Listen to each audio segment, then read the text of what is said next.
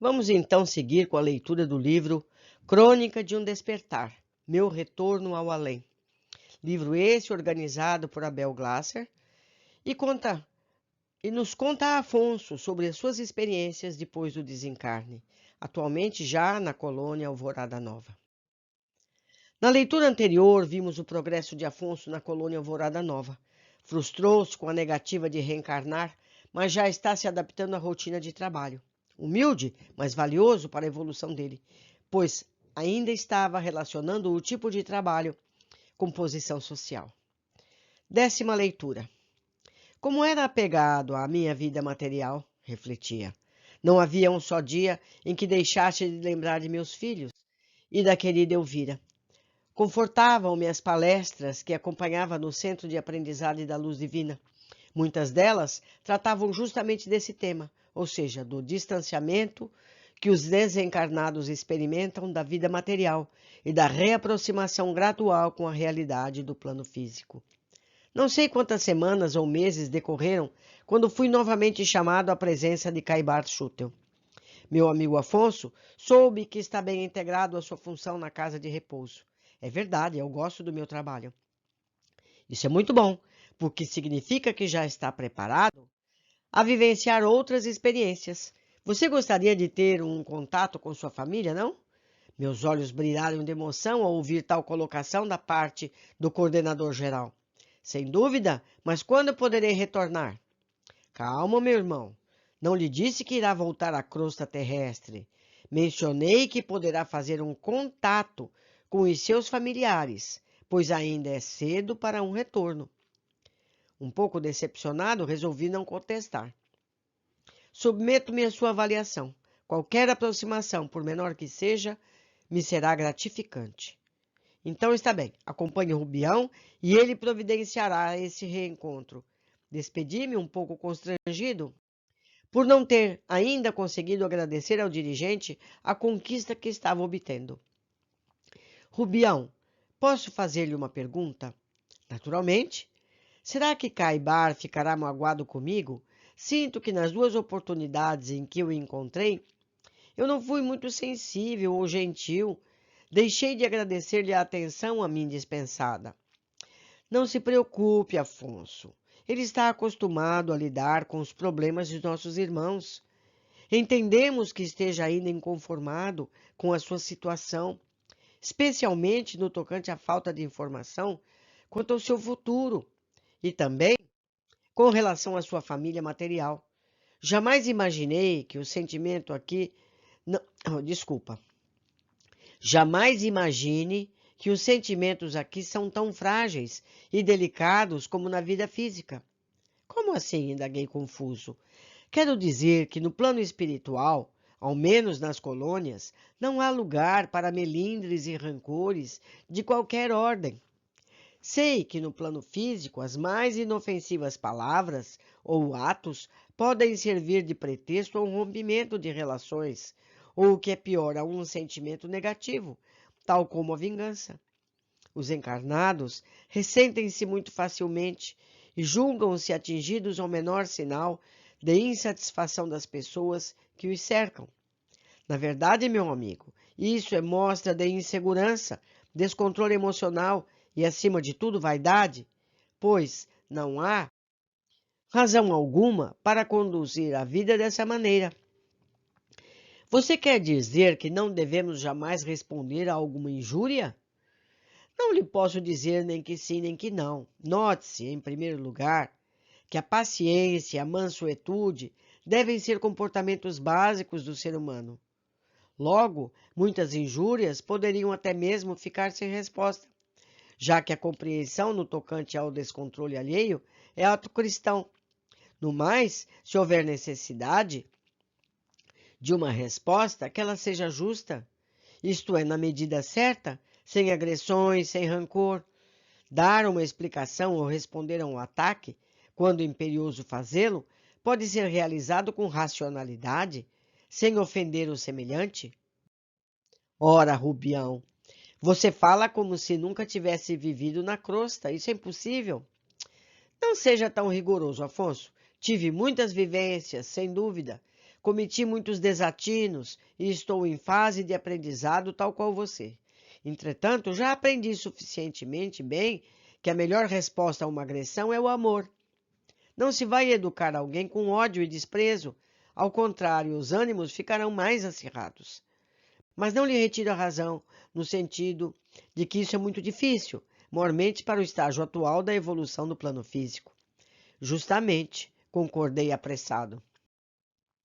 O que não significa que devamos nos conformar com isso. A nossa meta é alterar o curso equivocado das reações, para que possamos aprimorar o nosso modo de sentir o mundo. Desculpe, mas não entendi. Quero dizer que precisamos viver de uma maneira mais singela, sem considerar a agressão qualquer coisa errada que nos aconteça, seja aqui na colônia, seja na crosta terrestre. Lembra-se quando você não recebeu bem a função que lhe foi destinada na casa de repouso? Balancei a cabeça afirmativamente. Sei que isso lhe gerou angústia e sofrimento. Caso tivesse recebido de forma positiva, teria evitado uma perturbação emocional desnecessária. Você acabou experimentando a sua atividade de qualquer forma e terminou gostando. Note, meu amigo, que a sua reação poderia ter sido diferente, o que somente iria beneficiá-lo. Essa é nossa meta. Devemos modificar o nosso modo de encarar os percalços da vida, visando aprimorar o mundo à nossa volta, através dos bons exemplos. Conseguindo bom resultado, completei zeloso. Exatamente, meu amigo. Você diz isso porque está vivendo em uma colônia espiritual onde há possibilidade das coisas darem certo. Em absoluto, refiro-me a qualquer estágio da vida. Muitos companheiros nossos têm ainda reações desproporcionais quando vivenciam alguma contrariedade aos seus interesses. Na crosta acontece o mesmo, talvez com mais ênfase e mais a miúde. Precisamos todos, Afonso, privilegiar o processo de reforma íntima. Pensativo, porque o que estava ouvindo Pensativo sobre o que eu estava ouvindo, acompanhei o Rubião ao prédio central, até o local onde estava um imenso arquivo, com vários monitores apresentando imagens como se fossem fichas de consulta. O meu condutor apertou alguns botões e, em poucos instantes, havia na tela, com o meu nome no alto, várias linhas contendo símbolos que, à primeira vista, não consegui decifrar. Não custei a perguntar-lhe do que se tratava. É simples, meu amigo. Eis aqui a ficha relativa à sua última encarnação na crosta terrestre. Tenho os seus dados e aqueles pertinentes aos seus familiares. Posso consultá-los conforme desejar. Desejo saber como estão agora. Chamarei a tela que lhe irá exibir o presente da vida dos seus. E assim fez. Em poucos segundos havia no monitor a imagem de Elvira e seu novo esposo, seguida de várias cenas demonstrativas do seu atual modo de vida.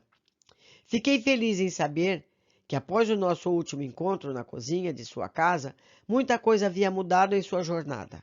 Ela parecia estar mais forte e já não se deixava agredir pelo marido, nem tampouco ser por ele maltratada. Creio que ajudei naquele dia, aproximando-me dela e dizendo-lhe por inspiração que não estava magoado.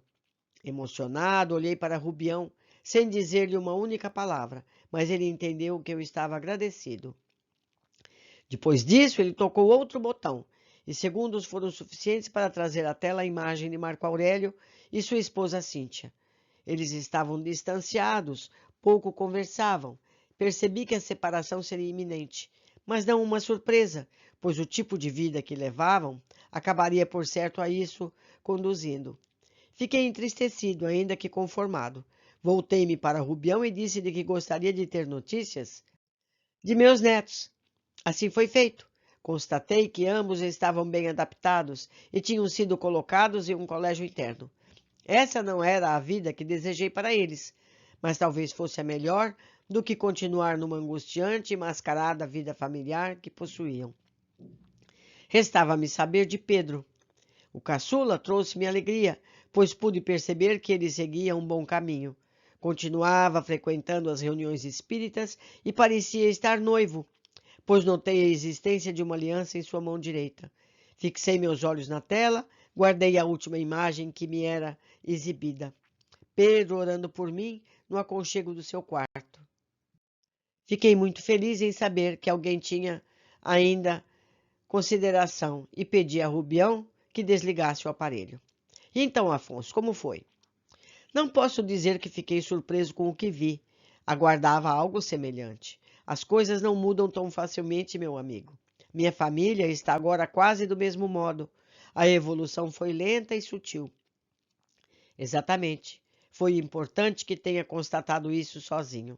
A evolução necessita de tempo, tanto para o encarnado quanto para o que vive no mundo espiritual. Eles não iriam alterar o comportamento de repente somente porque você desencarnou. Da mesma maneira que você está aqui, lutando pelo seu progresso, eles continuam no plano físico, galgando, ainda que lentamente, a trilha evolutiva. Reforma íntima não acontece da noite para o dia. Você percebe agora porque Caibar não lhe permitiu, seguindo instruções superiores, visitar seus familiares pessoalmente? Entende por que não pode voltar à crosta? De fato, o tempo nos ensina muita coisa. De nada adiantaria o meu retorno se isso fosse possível.